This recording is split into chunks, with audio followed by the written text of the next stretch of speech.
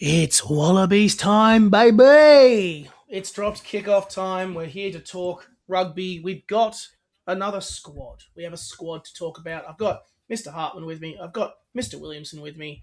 And it is time for us to travel over to mainland Europe and deal with some French frogs. It is time for Wallabies versus Les Bleus. We have a squad, and it's time to ask the question, can we finally beat them? I'm just throwing this out straight to the floor, Mr. Williamson. Nath, you go first. How are we feeling now after? I don't think that's the question we need. I want to put a public service announcement. If you've ever played 10 in your life, you got boots, please be available at Suncorp Stadium, 5:40 p.m. Anyone, don't care what level. If as the only prerequisite is, do you have 2 fit calves? Because that's what we're dealing with right now. Yeah, it's ridiculous. Again, by the time you're seeing this, go check out our Instagram. We've done a funny video on trying to uncurse the Wallabies, because what the fuck is going on? Why is everybody who steps into a 10 jersey get injured? This is crazy. Every other position is completely fine, and yet it's our 10s that are just stuffed every year. Yeah. Oh, I'm over it. I'm so over the injuries we cop. It's ridiculous. Well, you've lifted the curse now, Nath. So fingers crossed that means yeah, there's a curse being lifted. Mr. Hartman, what do you believe that Nathan has lifted the curse? I think it's not so much about lifting the curse. It's about putting curses on others. I mean, fight fire with fire. I don't know. Put a curse on Manny Miafu, the dog. Put a curse on Tom Sanaforth, the dog. Put a curse on I don't know, Gregory Aldrit. Put a curse. Fabian Galtier loses his glasses. Yeah, or gains his eyesight back, and so loses his aura. That's true. He has got aura. Yeah, that's my feeling on curses. But yeah, fuck.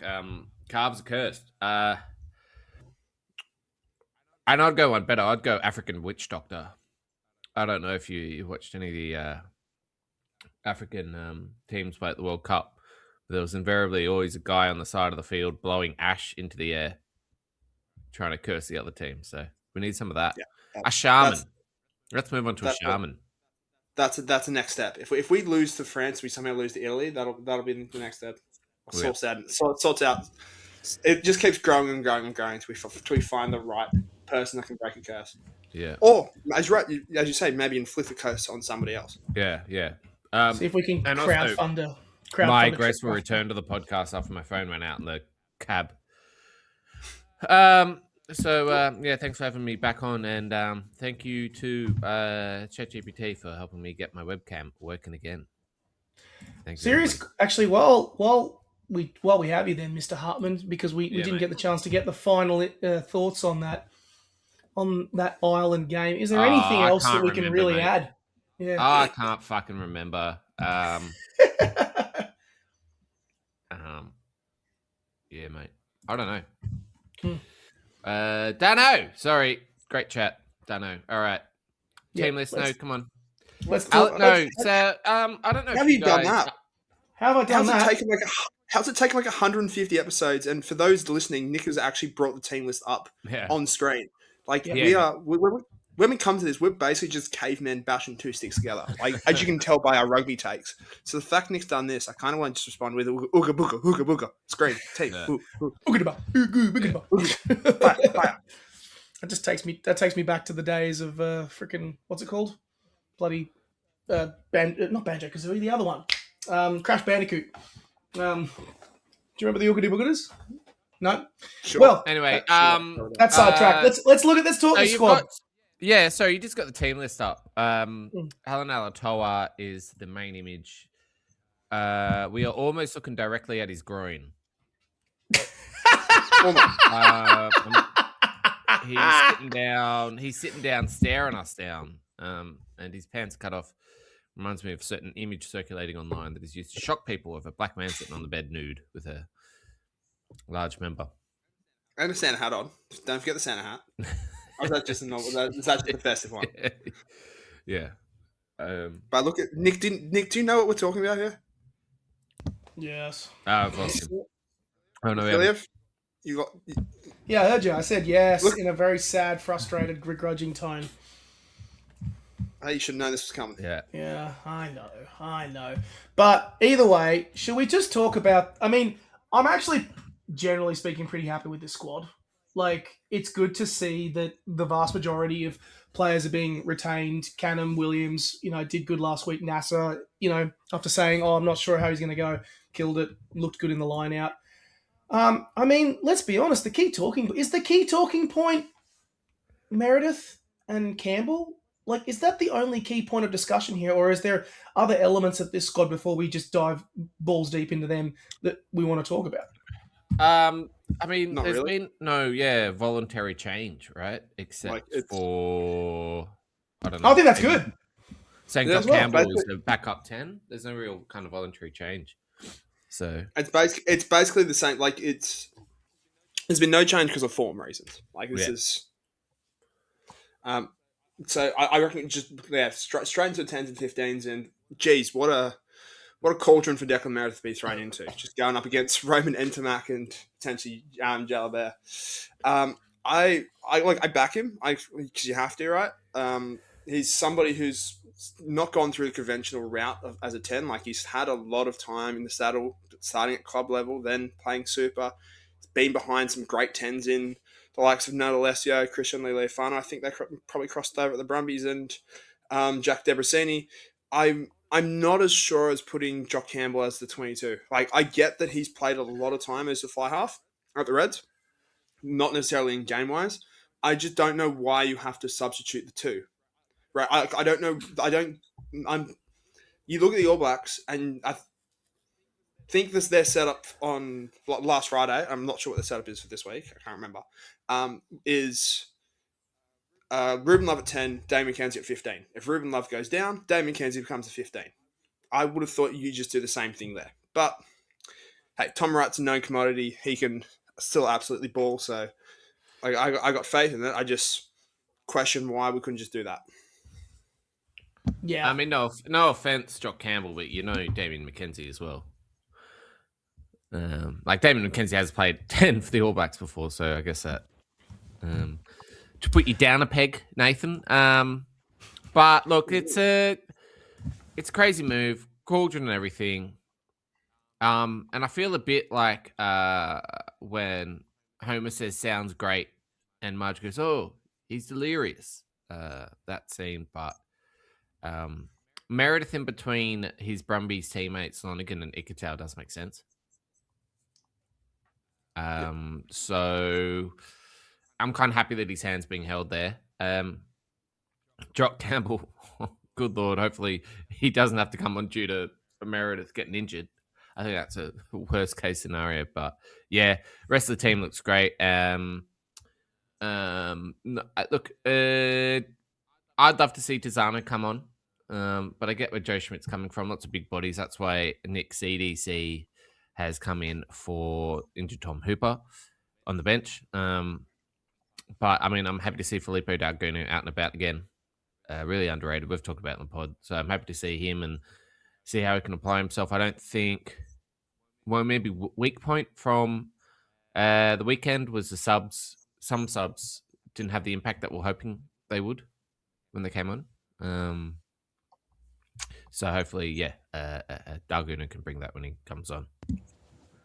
Yeah, I think you've pretty much hit the nail on the head there, Nick. It's like, I'll add to that on your point with Dalgunu. I feel like I'm really glad to see Lockie Shaw get another crack. He barely even got the chance to show his potential. Like, he only got 10 minutes on the field, and then he got carded for a cynical play, which is just absolutely rough way to have your debut. But he deserves better than that, and it's good that he's going to get a decent crack. And like with Meredith, it's good that he's got Lonas with him. Like, that's where it makes sense.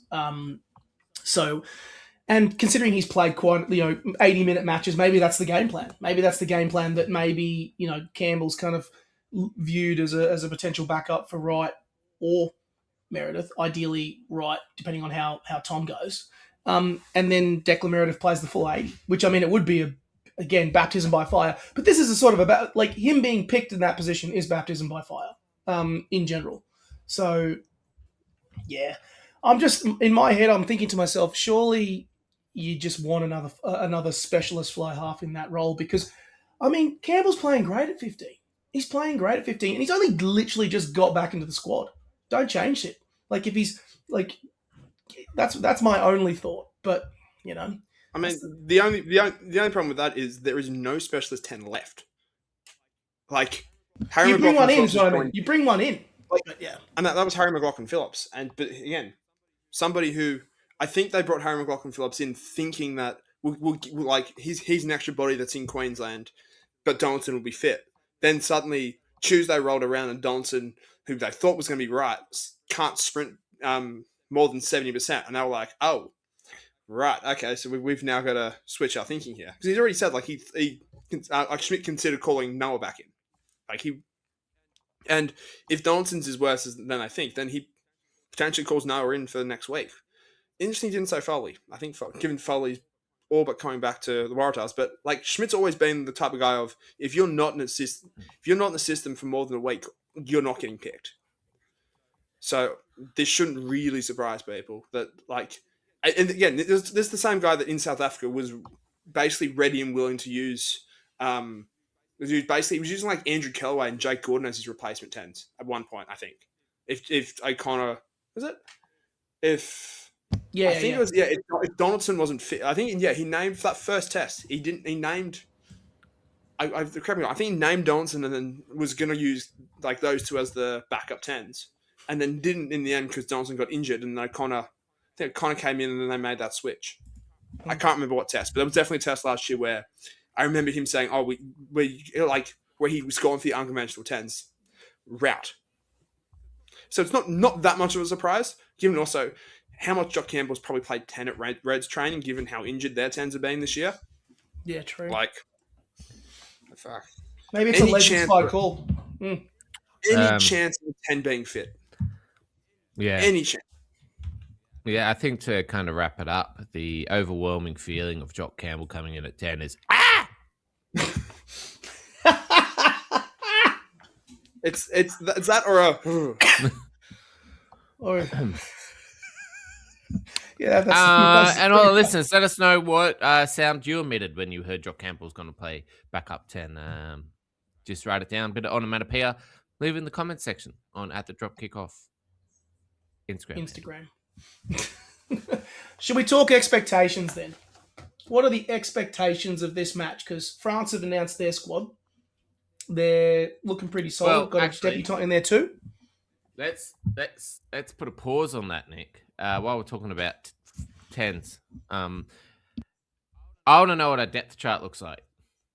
So I reckon let's go to the depth chart. See if we can get to the 10th best fly half. So 1, 2, 3. We've got Carter Gordon injured. Number 2, Ben Donaldson injured. Number 3, Declan Meredith. They're the official top 3. We're not going to question it, but we're going to build out the rest of the list. So who's number 4? Is it Tane Edmed? Probably Harry McLaughlin Phillips. Yeah, Harry McLaughlin Phillips and Noah Lolosio. That's what I reckon. Okay. Oh, number 5. So number 6, Tom Liner. Yeah. Oh yeah, Liner. Shit. Yeah. Tom Liner. Yeah. Assuming he's not injured. Oh, do you want Liner 4? I would put Liner 4. Yeah, Liner 4. Yeah, Liner 4. Okay. Yeah. So then Harry McLaughlin Phillips. At 5. Noah. Yeah. At 5. 6, Noah. 7, James O'Connor. James O'Connor. Okay. Yeah. You put James O'Connor. Yeah, actually, I would too. Actually, answer my own question. 8, 10 Edmed. Tane Edmed. Yeah. Yep. 9. Foley. Has Greg retired? Yes. Yeah, he's retired. Okay. Fuck. Or would it be Foley or Max Bury? I was going to say Max Bury. Would you put Max Bury above Bernard Foley? That's my question. What about Debs? Would you consider Debs in there too? No. Oh. No. No. Sorry, Debs. We can keep building this out beyond 10, by the way. Yeah. Good. Let's keep going. All right. So 9, we'll throw. I think Bury's ahead. Yeah. Foley at 10. Yeah. 11. Do we throw Jack Debrasini in there? Yeah, I would. Because or there's either that or like a Jack Bowen or a Alex Harford at the Force. I reckon Debs is ahead of them. So I reckon Debs at 11. Then go Bowie at 12. Jack Bowen at 12. Yep. Okay. How about this? 12. Is that a 10 overseas? Number 12, quite fittingly, Ikitau. How does that work? How desperate are we getting now? Because remember when Tizano played centre? I think was it against Argentina for a bit? Yeah, but that's more like a necessity. Because all right, so where that's what I'm saying. Like injured, all these guys are injured. This is the depth. Where does Jock Campbell fit? If Jock Campbell is good enough,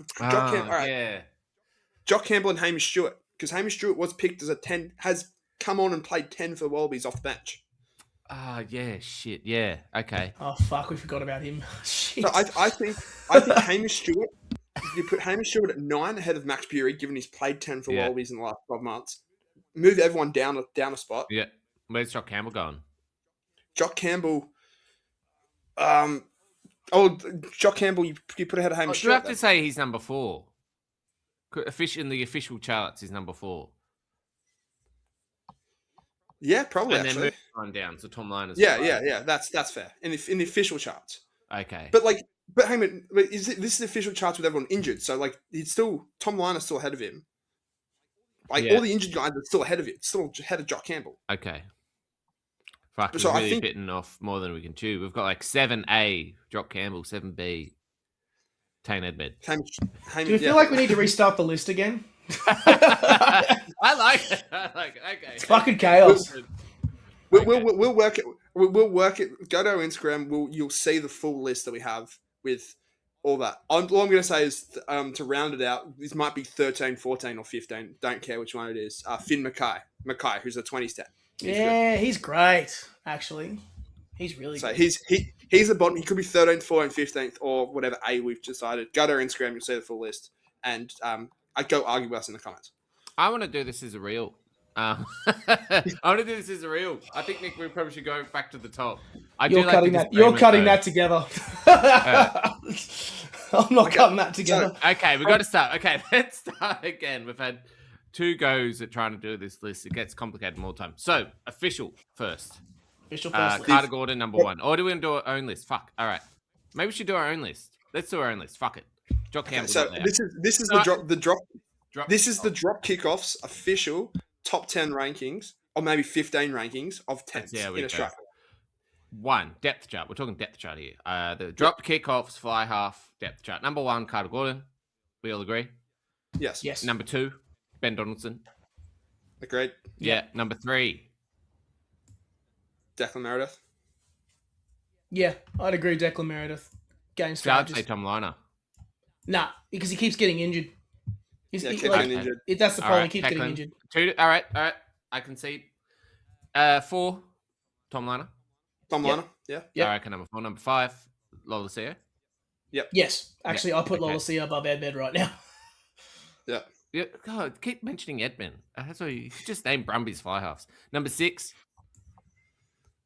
James O'Connor. Yeah. Actually, I'll do James O'Connor. Yeah. James O'Connor. 6. 7. Is that Edmed? Edmed? I think that's Edmed. Edmed, yeah. Edmed. Fuck. I wanted you to say it. I hope he doesn't watch this. He's got have no confidence.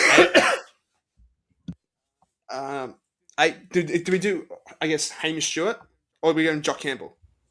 I put Stewart above Campbell.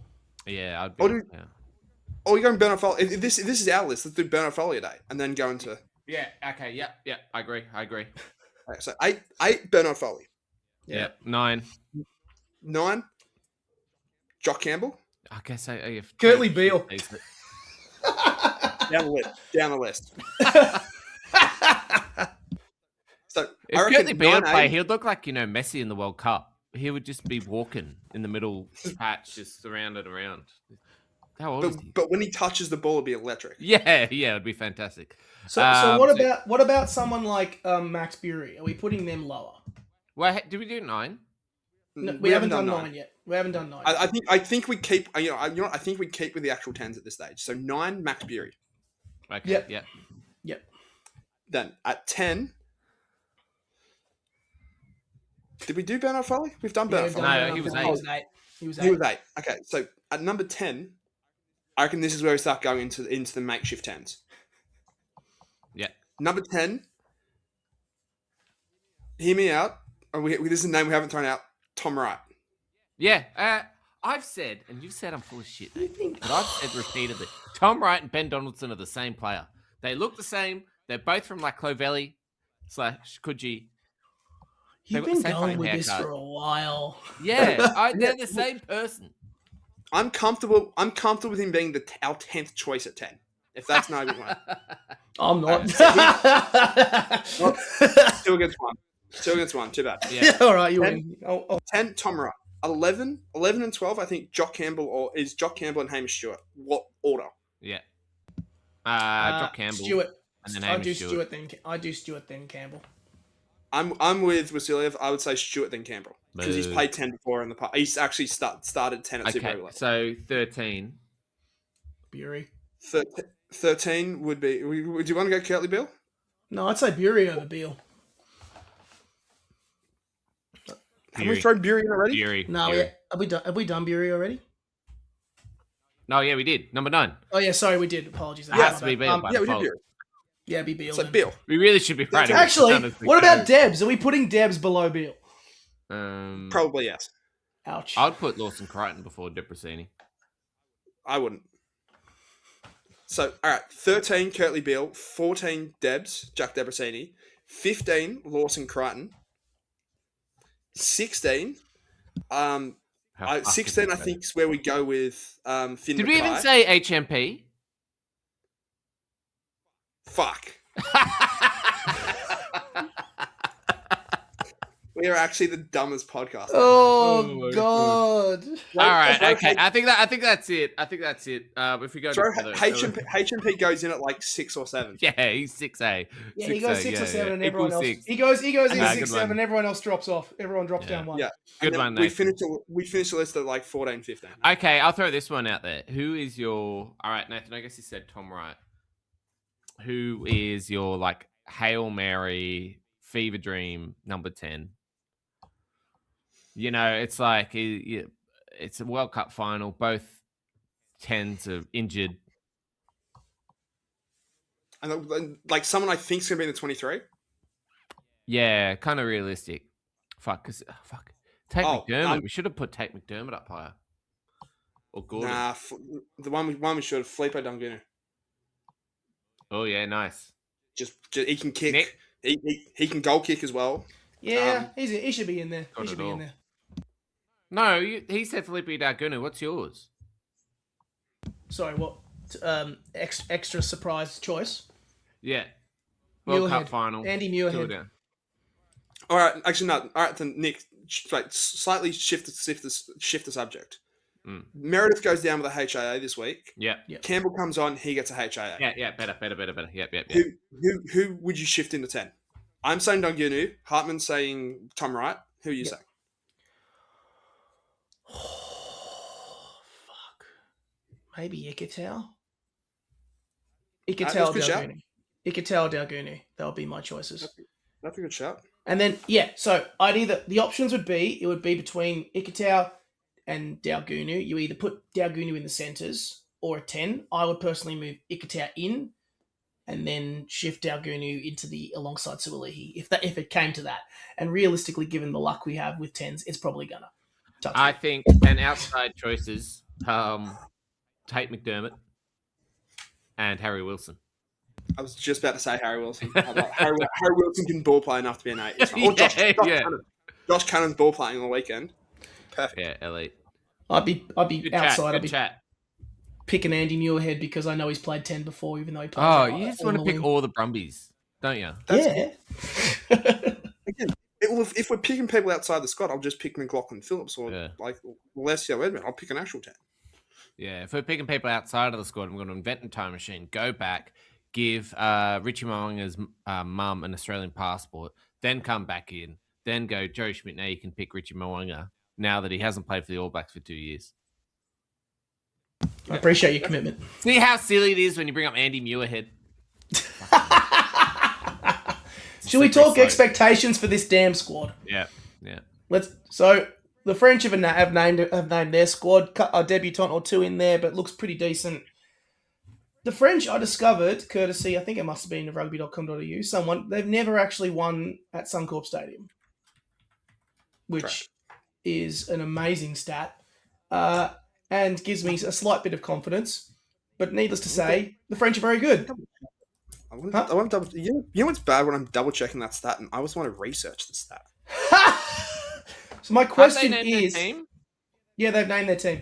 Yeah, they've named the team. Okay. 3 Australians named in the team. Oh my god. Cowards. So the question is, yes, correct. They have not won at Suncorp Stadium ever. My question is, can they win? Can the Wallabies win? Yeah, absolutely. I think the French style suits us. I think that they're playing a bit of a podless system right now, which I think allows for a bit more breakdown chaos that we can cause through the McWrights of the world and BPA and Duncan off the bench. I think they're going to try and play. They play a very attacking style, and they're going to use their weapons.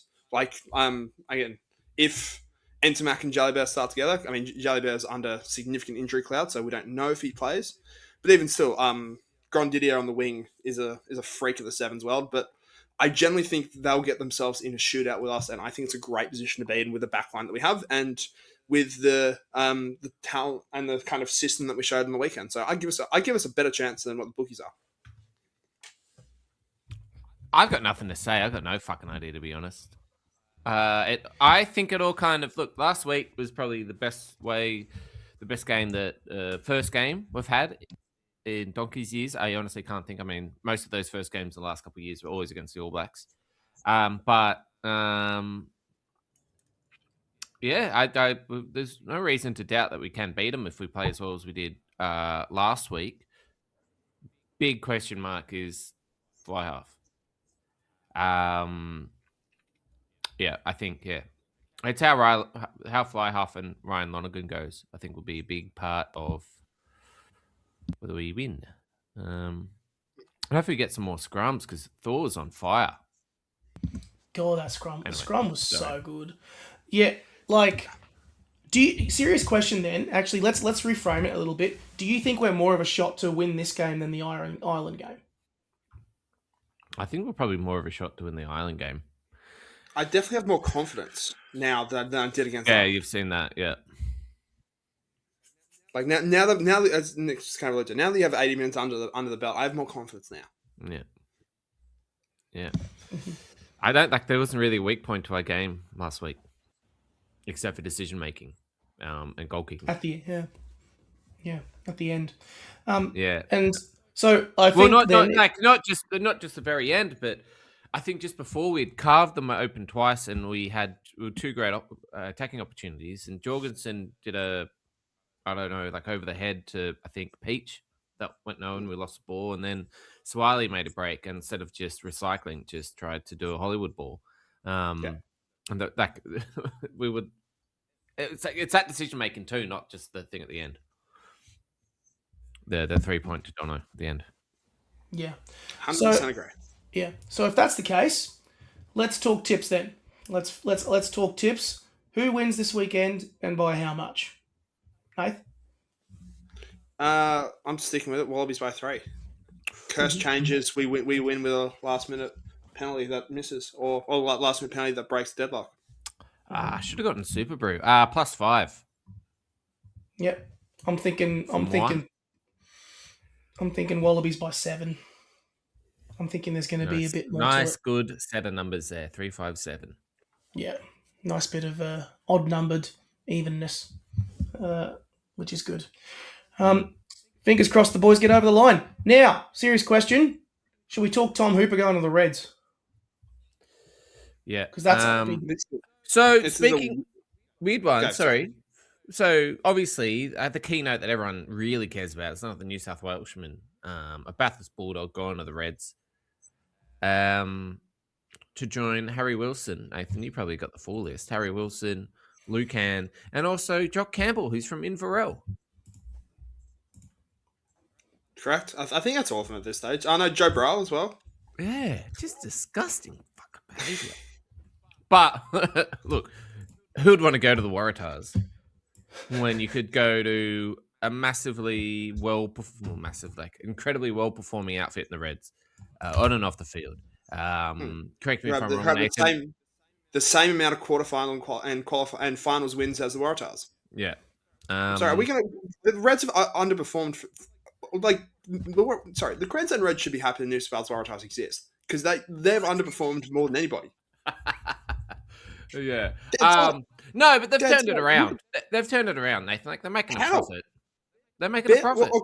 Because they have Ballymore, and that's all of a sudden. Yeah, congratulations. They should get congratulated, Nathan. The Kiwi teams aren't even pulling a profit. You can't win. You can't win meaningful games. They talk about being the best team in the world, and they fall short of expectations. Like, I'm sorry. Like, this is a team which has how many Wallabies in the 23 right now? Not including Carter Gordon, Nathan. We're giving not including Tom Liner. Queensland listeners something to cheer about. Come on, Alex. Like, everyone talks about the Reds. They're in profit. They're doing this. There's still so much to fix up there. Always a lot to fix, Nathan. But winning is an outcome of improvement. Oh yeah, and how's that finals winning going? I'm not a Reds fan, Nathan. What the fuck is wrong with you?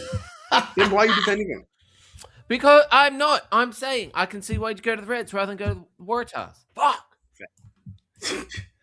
My question Get is, off me back.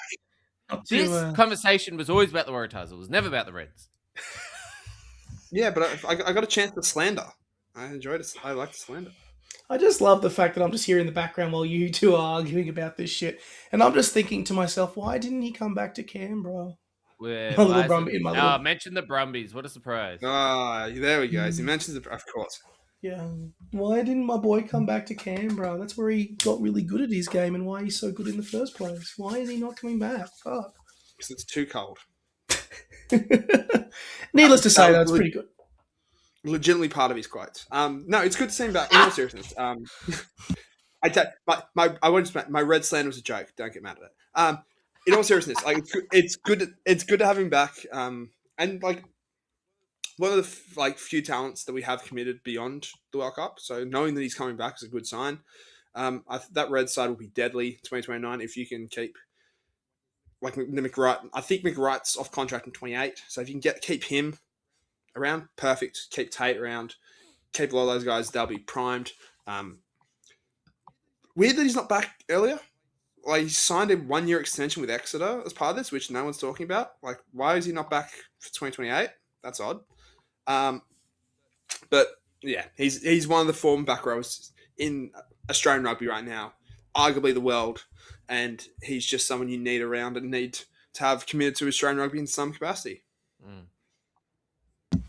Yeah, and I mean, if they keep Vern Cotter on as well... When's someone going to bring back Collie Latu? That's the important question. That's the question everyone's been asking. Yeah, we haven't mentioned Tolly Latu in a while on the pod. Yeah, maybe that's the reason why the Wallabies have been going so shit. Because we haven't been mentioning Tolly Latu. Yeah, that's true. But yeah, should we talk... Nath, have you got an update on the under-20s? Apart from all the clips going around of Trayvon Pritchard literally just carving up the whole Frenchman for fun. Oh my god, he's so good. He's so speaking of red talents, he's so good. So good. Oh god, another frustrating game to cop. So I went down to France in a game they had to win to qualify for the semi-finals because you went down to France. Went down to France. Went down on France. Hey, what happens in Paris stays in Paris. Yeah. Shout out Finn Rawdon. Mm-hmm. Look, another Australian... I think we lost by 5 points in the end. It's frustrating because this was a game that was there to be won. We were dominant the first 15 minutes and then we give away a stupid yellow card and they score 3 tries. We then form a comeback and give away another yellow card and they score again. If you look at the scores when everyone was at 15 on 15, we thumped them. We looked good. We had chances at the end there to win the game. We just didn't take them. It's again, just a nightmare that we just live. But there's so many good signs out of this 20 side. Like, don't get me wrong. Like, there are so many good talented players. Like the French duo that came in, Lee Hopper and King Benjamin, 2 props, sensational. Great name. Great names. Great names. Best name in rugby. Finn Mackay was solid. He got a great boot, but just found himself a bit under pressure in terms of angle-wise and just dealing with a really bad cut finger. Just that final, like 5 or 10%. Fun. And 5, just, so if they can sort that out for next year's tournament, because a lot of these guys will come back, we'll be golden. I will give a shout-out to TJ Taylor off the bench. If you don't know the name, know the name. He's so sick. He is, like, if you want to know why Tom Hooper didn't sign with the Waratahs, that TJ Taylor, he's got to be signed up long term by Waratahs. He's insane. He's so physical, so powerful, and he just runs over guys. Amen. Yeah, I mean, fingers crossed that the lads can finish in style when they play Argentina, because they're in a jostle. Given how well they have played until that France game, like blowing the other sides off the park for fun. Fingers crossed they can finish with a win over Argentina, and then at least finish in 5th, because like being right on the edge, we're talking like the tiniest margins being the difference between being in that semi-final and potentially going to a final, and then making, and where they are now. And then ironically, Nath, this is literally what you and I talked about a couple of weeks ago, where we said this was the separation, where like, because of the nature of the run, we're paired with we're not the favourite of that particular pool, but we are have more than capable of being a top 4 side. It's just we've got France in our bloody pool with us. If we drew England or if we drew New Zealand, we beat both of them. Yeah, we would. Simple as that. South Africa are too good. The French, on our day, we could have beaten them. We definitely had a chance to beat them, but New Zealand, England, we're better than. Yeah, it's true. Shall we talk shout-outs, boys? Shall we do some shout-outs to finish off the night? I think it's shout-out time. Mr. Hartman, have you got any shout-outs? Yeah, I got a couple shout-outs. I had 3 for a second, but I can only remember 2. So first shout-out goes to The Guardian. The Guardian's rugby writer, Robert Kitson, shouting him out because he writes this rugby newsletter, and this dude can't see past fucking England. So England played South Africa on the weekend and got done by South Africa in South Africa, which is, not only a couple of countries can do it, one being Australia. But he basically wrote this big doom and gloom kind of newsletter about, South Africa's going to win the next World Cup. And just mental, just, I don't know how that guy is a rugby writer there. He's got no fucking idea. It's just so funny that a lot of rugby... He's a lovely dude as well. Nah, I shout out Rob. Shout out, he's a good dude. Oh, yeah, good dude. Stupid article, Rob. We got the Brett McKay's podcast 8-9. Trying to talk about the world of rugby at the arse end of the world, and then you're in the middle of rugby and you can only talk about England being done by South Africa. Not even talking about Scotland being Argentina and all that kind of jazz. So that's one shout out, and the other shout out is, give me a second, I've got to go. Do you want me to just do my shout out? No, I've got it, mate. Yep, sweet. Chill. Be professional. Come on. Just joking. On Instagram, shout out Just Joking. Big fan of the pod. Shout out. It really is that easy to get a shout out. Just like DM us. Shoot us a message. That's a good shout out. Shout out. Thank you. Yeah. Shout out to our audience. We're a slut for shout outs. Yeah. Nathan, have you got a shout out that you want to shout out? I do, but I think I'm going to steal yours. So I want you to go first. Oh no, I don't actually know if I have a shout out. So go for your life. Perfect. I'll shout out the Western Force.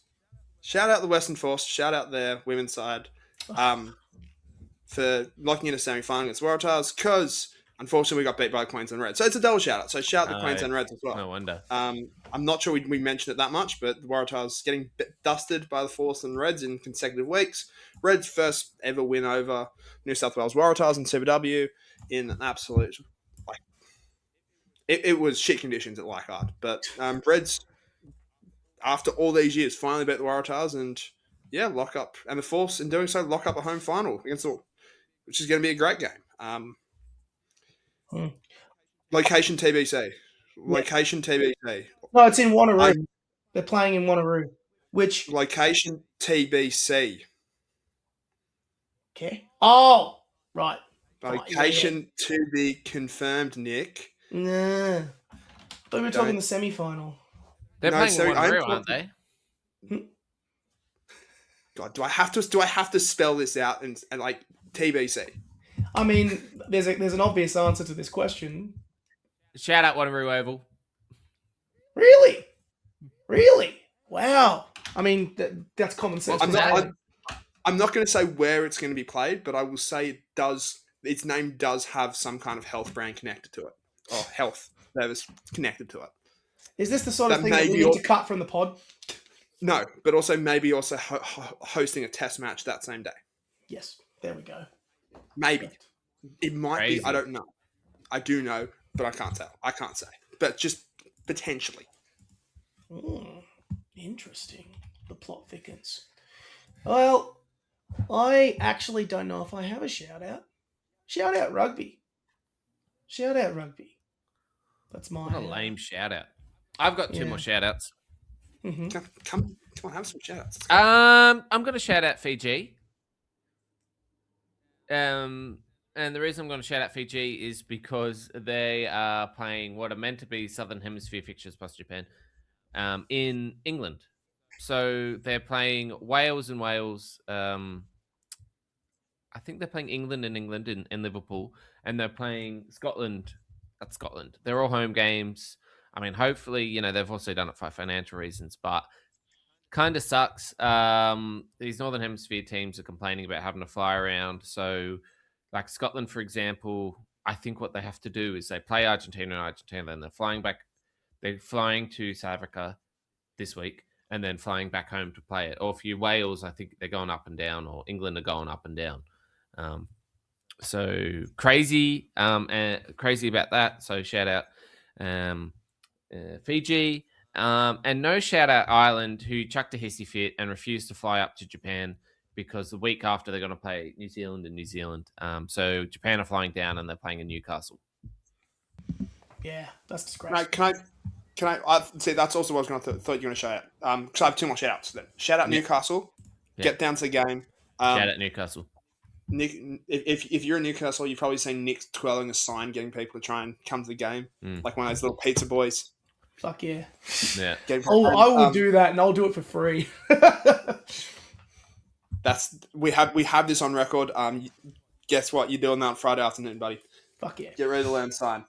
And also shout out Japan for causing the first upset of this nation's championship. Shout out! Yes, that's a good shout out. Oh, I also have one more shout out. Shout out Dumb Malls, because I'm not sure you saw it from the Nations Cup. It's incredible. USA mauling over the Tongan line. They get to the try line and they just keep going. And the dude is just still at the back, and dives over the in goal. And it gets to a stage just like three people pulling him back, and he still keeps going, and just dives over. And it was no try. It's one of the funniest clips out there. Go find it. You said Tonga. Was it Tonga or they played Zimbabwe? I was going to say my shout out is Nations Cup games in general, because I thought they were entertaining as hell. Like, Nations Cup games were so much fun. Are they over the weekend? For the most part, yeah. Yeah, most of them, yeah. Anyway, I'm throwing the challenge flag. Yep. What? on my shout out. No, and you guys saying that wasn't Tonga. That was Portugal. Yeah, they played Portugal. I'm a racist. Yep. Sorry. USA playing Portugal. But like, I just want to shout out the lack of defense in the Nations Cup in general. over the weekend. Nobody gave a fuck about defense in the Nations Cup. Like Japan, Spain, 42-all. United States, Portugal, 30-29. Tonga, Zimbabwe, 36-26. Like Chile, 48-31. Like nearly 80 points scored. I love that Samoa like just beat the shit out of Hong Kong. And then reminder, Hong Kong are going to the World Cup next year and are opening the tournament, and they lost 66-19. And then Uruguay, Georgia, which was my favorite match of the weekend from the Nations Cup perspective. Just so much fun. But I mean, you say that, but looking at the Nations Championship scores, Italy was the only country that scored, a small amount. They scored 10. The scores it's worse than the cup, but it's good to see that. It's funny actually. So watching the Origin last night, compared to the Wallabies game, like the international rugby is just. People talk about product and all this shit, but the international rugby is so much better than way better. What was dished up, and it's not because dislike rugby league or whatever, but just as a product, attacking, exciting, dynamic. So my point on the nation, like I say, that game was way better. Like the Wallabies, Ireland, New Zealand, France was way better than Origin last night. Like a good NRL game, it still slaps. An average NRL game still slaps. But a great rugby union game, and those two rugby union games of the weekend in New Zealand and Australia were better than Save Origin. My one point I will make on Nations Cup, it is great for chaos rugby. I like the try I mentioned. Like it is, if it's the perfect mini to throw on, because you just you see stuff that you've never seen in the rugby field, because they're just teams that just produce absolute madness, and it's awesome. No, they don't have the precision of the pro teams and that kind of cynical, at times, kind of approach to the game. And it really is like, they don't have the army of analysts. They don't have the conditioning necessarily. So it's great. MLR. I've always loved international rugby. I've always loved watching tier 2 games. I just, it's always so much fun. And the capacity for upsets. It's very kind of easily for a team like Samoa to just not show up. And you have like the tries of Uruguay to smash them, and like the scores, like it just looks great. Tonga 36-26 Zimbabwe. Oh man, sign me up. And Zimbabwe Canada drew 42 all with Spain. Oh, yeah. Stoked. I will also, on the back of that, I also just my last shout out. I have another shout out. Shout out Wales for somehow topping the Northern Hemisphere table at the end of the first round.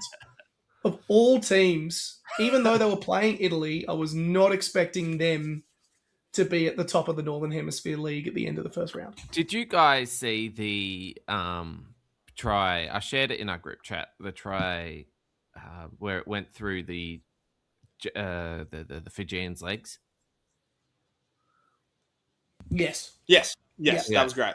That was again a bit more chaos ball. We love chaos ball though. I hope Fiji aren't going to fall off after their high of the last World Cup. Yeah, that'd be good. I reckon that does us. Lots of shout outs, lots of rugby chat, and now we await the French. Thank you very much, all. Best of luck this weekend to the Wallabies, and we'll catch you the next time round.